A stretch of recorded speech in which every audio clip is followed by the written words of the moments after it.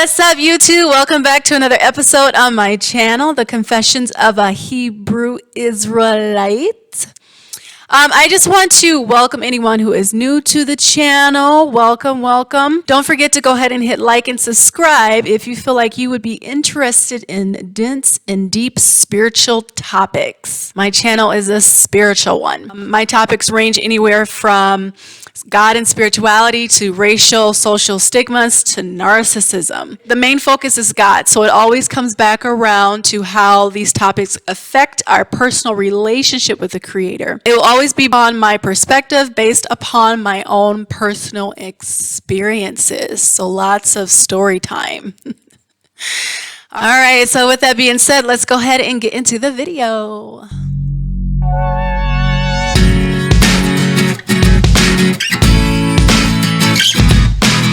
All right, so I wanted to conclude the neighborhood and house tour videos that I did in Amman, Jordan.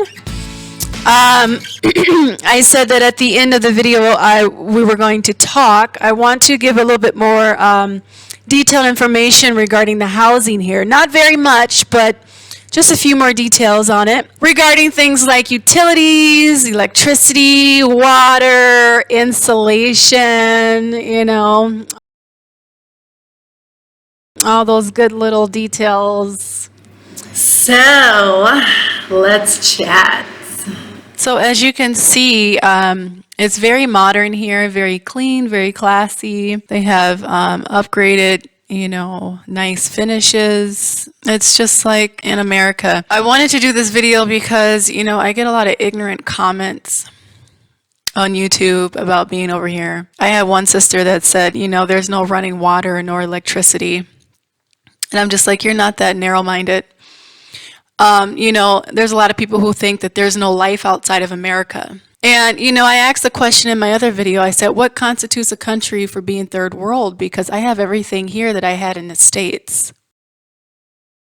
You're not going to find any poverty here at all, which is amazing. I used to live in LA, and so the difference is crazy. Like, you're not going to see anybody on the streets begging for money or anything. Like, it's actually against the law here to evict people and kick them out even when they can't pay their bills and their rent. Like the government over here really takes care of their citizens very, very well. There's no poverty. There's no homelessness here. So kudos for Jordan. That's amazing. I have everything that I had back in the States here, minus some of the American products. I mean, you're not going to find a lot of the American products. The people here are very friendly. They're very nice. They're not racist at all. People got to get out of the mental warption of thinking that everywhere is going to be like America. You know what I mean?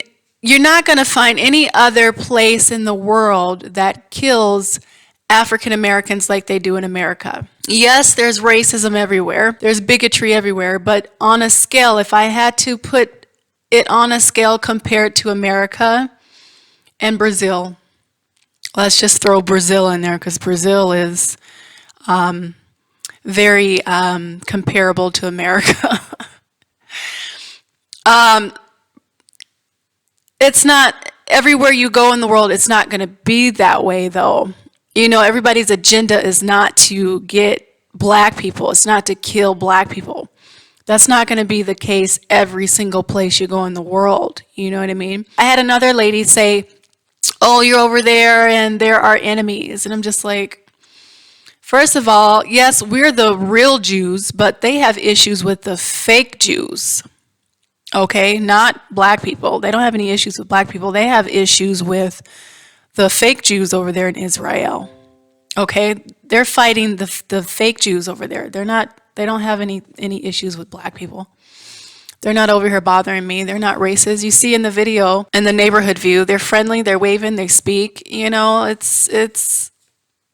It's just not a big deal over here. Like, people need to get out of the mind frame thinking that everywhere in the world we're going to be dogged out. That's not fact.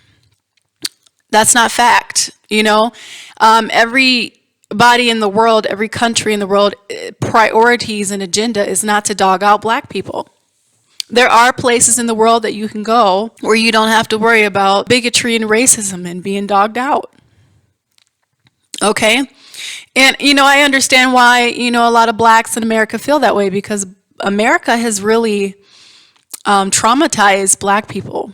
Black people are very traumatized, you know what I mean? And they think that level of bigotry is everywhere, and that's just not the case. Okay? I speak to black people who live in different parts of the world. They're not dealing with the stuff that we are dealing with in America. Okay? They're just not going through that stuff. I know people in South America. I know in certain parts of South America, because like I said, Brazil is the exception. Okay?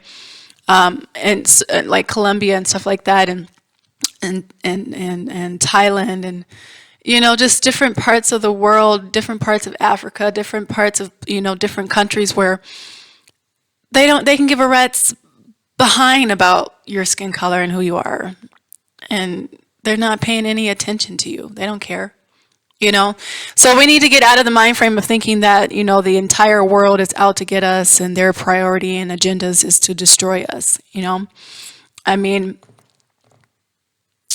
that's and no offense to my Caucasian viewers, but that's mainly a Caucasian agenda.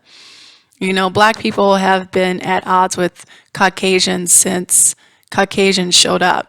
That's mainly purely 90% a Caucasian issue. And a lot of the foundations on probably some of the most brutal cases have been probably America. This is why God is so upset with America, because he says the blood of the saints is on its hands. They've killed so many of us in America, the oppression, the cruel, he said a cruel oppression for our disobedience. Our cruel oppression mainly has taken place in Babylon, America, okay? And I'm not saying that, bigotry and racism isn't everywhere. That's not what I'm saying. I'm saying that the degree, the level, the agendas, the intensity, okay, does not exist everywhere. Okay, so we got to get out of that mind frame. African Americans, blacks, Hebrews, whatever title you use or go by, we have to get out of that mind frame of thinking that every place I go, because I get that a lot on Facebook. They're like, it doesn't matter where you go, we're going to be treated like crap. They're out to get us. And yes, that is true overall, right? Because this whole scenario, this whole movie is around us, right? Right? We're kind of like the main characters, right? We're the underdog, right? So overall, yes, that is true, but I'm talking about the degree and the intensity is not going to be everywhere you go, okay? There's going to be some places and pockets throughout the world where they're not going to give a rat's ass about you and your skin color and what you're doing. They're not going to care, okay? And since I've been here, I just feel like Amman is just one of those places. Like I said, there's a lot of Africans here. There's a lot of black Hebrews here. Okay, and that's pretty much it. Jordanians and black people. And, there's Turkish people here, but, Turkish and Jordanians look similar to me. So it's kind of hard to tell them apart. But, I mean, Palestinians, they're all kind of cut from the same cloth. So mainly on a visual level aspect, it's Jordanians and such and blacks. Okay, so you're not going to stand out here when you come here because there's blacks here. They're used to seeing black people. They don't stare at me. They're not asking to touch my hair. They ask me where I'm from. Where are you from? America, Europe, And I say America, but that's it. And they go on their way, So we're not going to stand out here. There's blacks and Africans here. Lots of Africans here, okay? I do want to add, the only thing that I feel like makes this place feel third world. Like I said, most of the places here are going to be gas. So you're going to have a gas stove. Electricity is probably, you're not going to find it here, which I don't care because I prefer gas anyway. But with the gas, they do, like every building, majority of the buildings and the places here will have they call a guard We call landlords back in the States, but they call guards here. You just call your guard and have them deliver the gas, and he puts a new gas canister, for your stove and stuff like that in. And it's really cheap. It's only like 7 JD, so $7, which equates to like 9 or 10 USD. He doesn't have to come inside your house to do it. He does it external. He hooks the gas up, and then you're up and running again. And it's only like $7 to $10 a month. Cheap. That's gas. And then water. Water, they have to refill as well. So I think every Thursday, I think it's once a week. I hear some people say that they get refills every 3 months. It might be different per your place. I don't know. But for this place, usually it's once a week, but I'm not a wasteful person. I don't waste water. Like, I don't just let water run and stuff.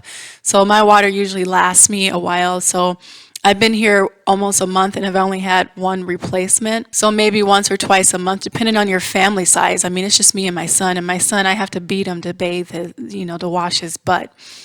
So, the water would probably last us a lot longer than a family of 4, So a family of 4 would probably have to get their water replaced probably every 2 weeks or every week. But whatever your frequency is, you just call your guard or landlord, and he just comes and boots your water up. Now, your water, you don't pay per refill. Your water, you pay every, I think, month, or whatever your lease is, every 2 months or whatever your agreement is on the utilities. Everybody here pays utilities outside of their rent. You're not going to get out of that. That's just how it is here in Amman. You have your rent and then you have your utilities. Utilities consist of gas, electric, water, and then all of your other stuff like, if you get cable, they have cable.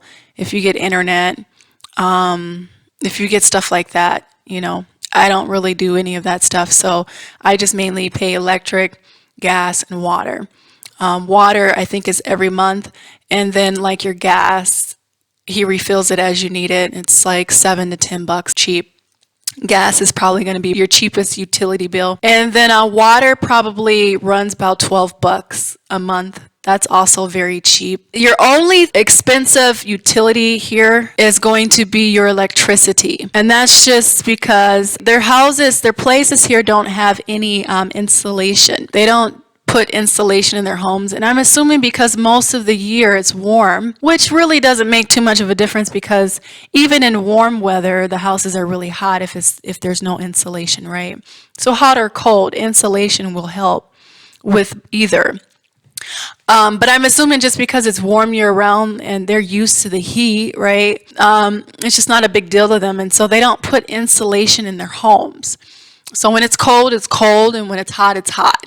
Okay, so your electric bill is probably going to be your highest. I got to let Izzy in.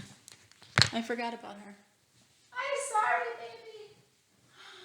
I'm sorry, baby. Oh, my baby. Oh, you're so shy. I let the baby outside. I let the baby outside. Oh, did I leave the baby outside? Yeah. I left the baby outside.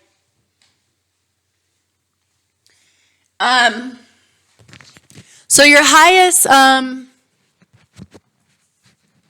hey, so shall we? Your highest utility bill is going to be your electric bill because of the fact that they don't insulate their properties. And it's just expensive.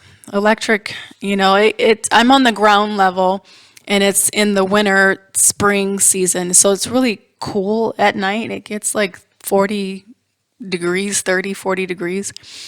And so it gets really cool in here. And I, turn the heat on. I try not to turn the heat on because they're saying the electricity here is really expensive. So your electric bill is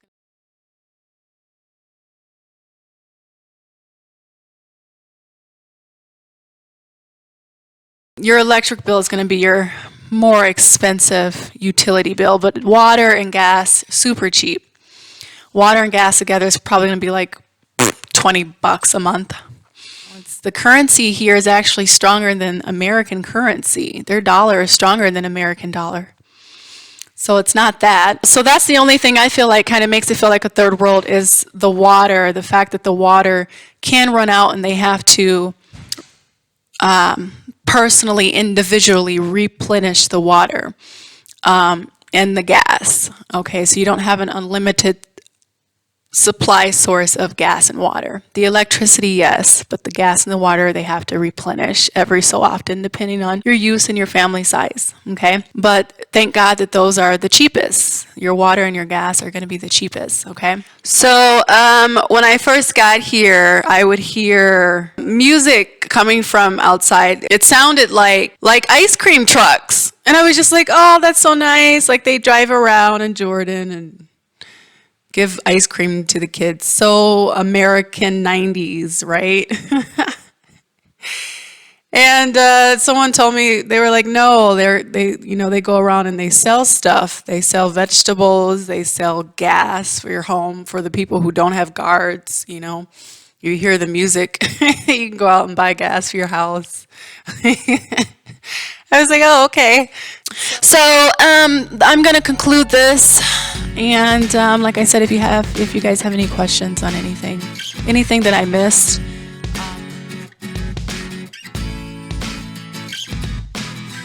let me know. Until next time, take care and God bless.